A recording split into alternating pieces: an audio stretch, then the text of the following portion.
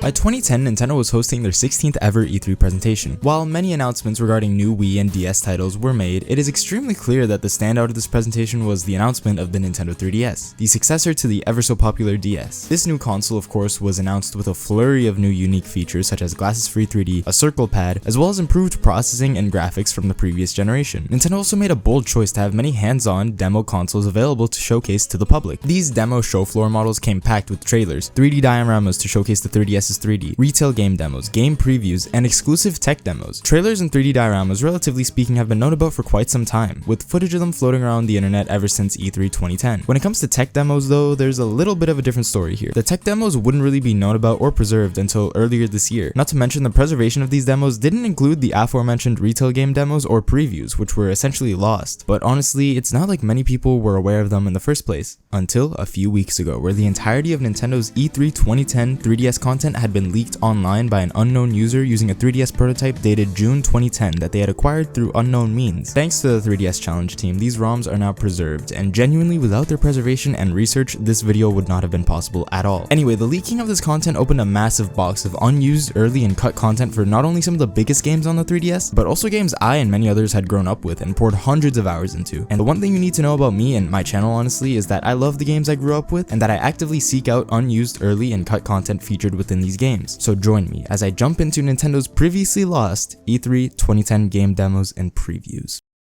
While there was a plethora of content that was made public as a result of this leak, I'm only going to be diving into arguably the most intriguing part of this leak. These files titled Mario Kart Preview, Animal Crossing Preview, and the few demo builds of Pilotwings Resort that we have here. These are 3DS games that I have spent much of my life playing, so I will be digging into them and seeing what changed between these extremely early previews and builds when compared to the final release. With that said, let's begin with Mario Kart Preview.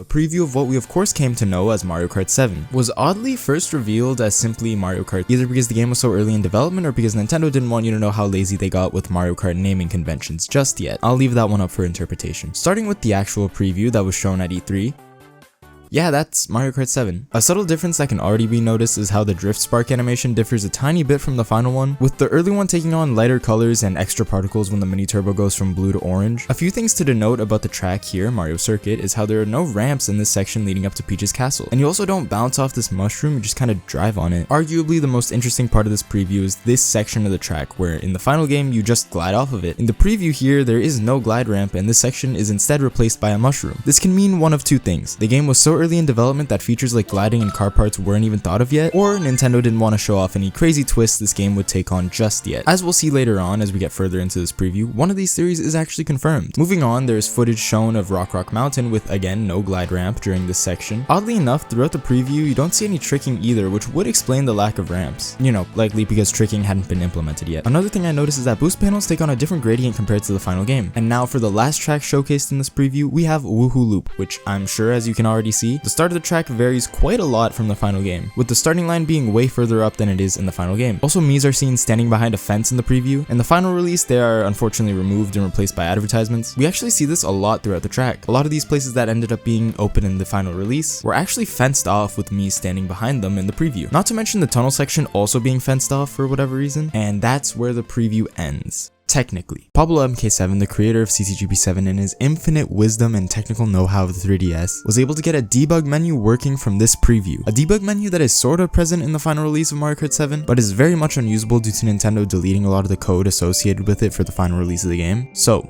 what's present in this debug menu? Well, for starters, the internal files suggest that kart customizability, which is prevalent in the final game, was not even a concept yet. Within the debug menu, there is actually a playable version of this preview. Nothing to write home about apart from the fact that you control both Mario and Luigi, which, looking back at the preview, yeah, a lot of this movement looks like mirrored inputs. On top of that, you can play around with items in this playable preview. They have zero collision though. The items present in this preview are green shells, bananas, and bloopers that affect you as well for some reason, and a mushroom. Within the actual files of the preview, you can also see leftover stuff for the Bomb, but that was never actually used in the preview. Within the debug menu, there's actually a UI test which gives a very early glimpse of how menus were going to be laid out. Something that I'd like to point out is how the progression through the menus is essentially identical to Mario Kart Wii. At the end of it, it even asks you to choose a drift mode, either manual or automatic, which, as we all know, didn't make it into the final release of the game. This makes Mario Kart Wii the only game in the series to have had that feature. Now, leftover tracks. Not only is there early versions of tracks here, but there's quite a few tracks that didn't even make it into the final game. So, let's go through them. Starting with this very early and unfinished version of Wuhu Loop titled Wuhu Island A. The layout of the track is essentially planned out, but the track itself, as you can see, is very buggy. There's also an unfinished version of Rock Mountain, which had a pretty sick alternate path added to it. This path kind of reminds me of that one shortcut in Yoshi's Circuit. Speaking of Yoshi Circuit, two of them actually. One model ripped straight from the DS game, and the other one from the GameCube. Of course, as we know, Yoshi Circuit didn't make it into the final game at all. There's also Mario Circuit from the DS, which is honestly really cool. I would have much rather seen this in the game, but of course, it didn't make it. Wii Luigi Circuit is also here. Not really, it crashes when you try to load it. And finally, the last of the planned tracks is SNES Mario Circuit 1. Weirdly enough, in the files, there's a variant of the track with shadows and a variant of the track without shadows. And to end off this crazy debug menu as a whole, there's a ton of leftover test tracks here, which were obviously used to test physics and mechanics. Test_edge has the boulders from Rock Mountain present here, as well as different hills and ramps. Test_pipe was mostly used to test gradual changes in elevation, as well as the one pipe section present in Mario Circuit. Test_post looks about as good as New York Minute when that first came out. And lastly, Test_divide, which just crashes. There is, however, a model available for it in the files, and it looks like this. My guess is that this track was testing the game's checkpoint system, but considering how early into development this build is, I can't know for certain. And there you have it, the entirety of the E3 2010 Mario Kart preview dissected. I couldn't have done this part without Pablo MK7 putting all of his findings together in a little video of his own, so again, huge shout out to him. With that said, it's crazy to see all this early and unused content. The unused or planned tracks were especially highlights for me, as it would have been really cool to have seen something like DS Mario Circuit or Yoshi Circuit in the game. Alas, here's where the story ends with Mario Kart preview, and we can move on to the content in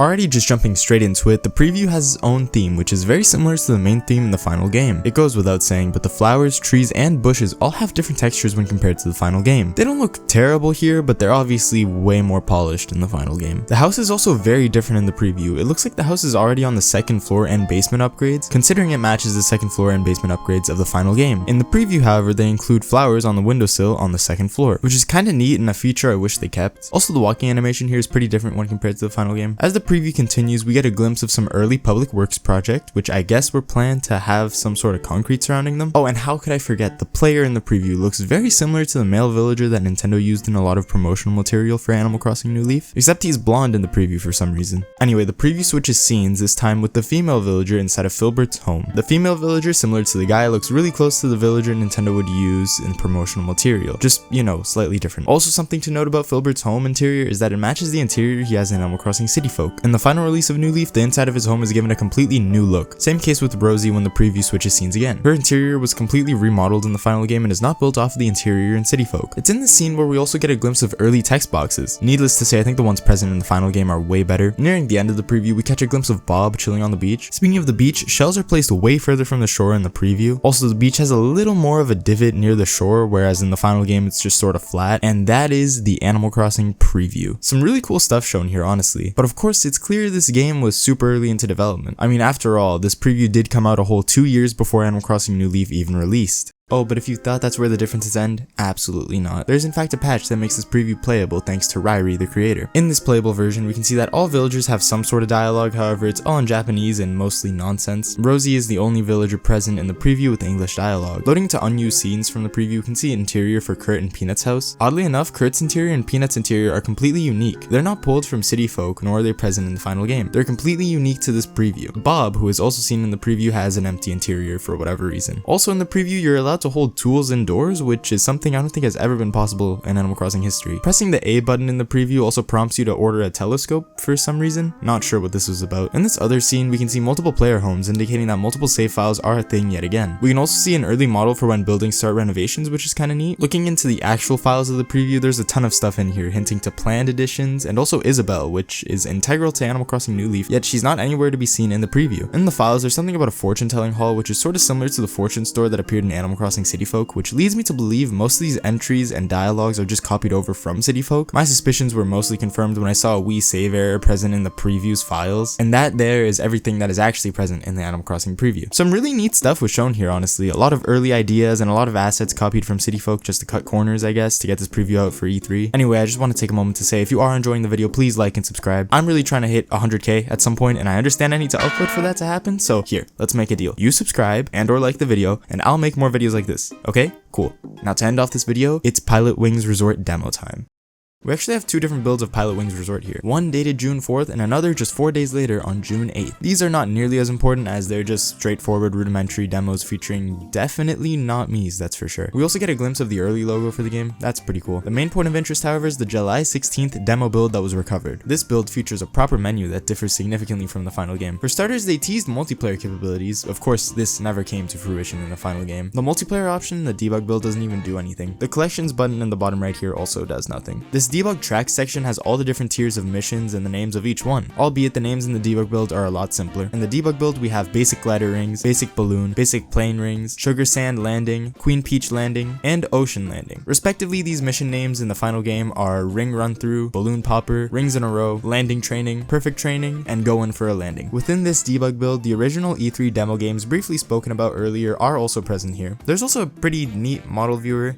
Yeah, that looks terrifying. The debug build has an early help menu that shows you the game's controls. This is very different from the one in the final game. The debug build lets you scroll through info, whereas the final game just kind of throws it all out to you. We also see an early version of the map in the debug build, which I know this is super nitpicky, but the debug build's illustration of Wuhu Island is just slightly rotated when compared to the final release. Actually, jumping into a mission here, we can see the water and the sky look pretty different when compared to the final release. If anything, they just look brighter and nicer in my opinion. Looking at the island as a whole, the model looks really similar to the Wuhu Island model in Wii Fit, just with how everything is textured and shaded, which I mean, go figure that the early build of the game uses pre-existing models and textures of the island that they based the game around. The debug build also doesn't have a height limit for how high you can go in free fly, allowing for things like this to happen. Speaking of free flight, there's just no time limit here, which honestly it should have stayed that way in the final game, but whatever. For this being a debug build that's dated 8 months before the release of the game, Pilotwings Resort was pretty damn far into development considering all missions are present here and all the vehicles are more or less fleshed out. Sure, the game has its hiccups, but it's pretty close to completion here. And there you have it, an in-depth look at the unused, cut, and early content found within Nintendo's previously lost E3 2010 Mario Kart, Animal Crossing, and Pilotwings displays. These are demos and previews that have been looked for years, but have now cemented their place in preserved Nintendo history. I want to give huge shoutouts to the entire 3DS Challenge team, more specifically Ryrie, Rosage, Pablo MK7, and Nintendo GameTuber for their technical know-how and footage. Without them, this video would not have been possible at all. I also want to give a massive shoutout to, of course, James Money, the first person to have documented these findings on YouTube. Whereas his video provides an overview of all the content found from the leak, I decided to just go more in depth into what I knew from the content found in the leak. Subscribe, like, comment, you know the deal. Watch this video on screen, the 3DS Iceberg, if you want even more obscure 3DS facts. Join my Discord for this very exclusive Wii tag to show off your love for the Wii. Thank you for watching, goodbye.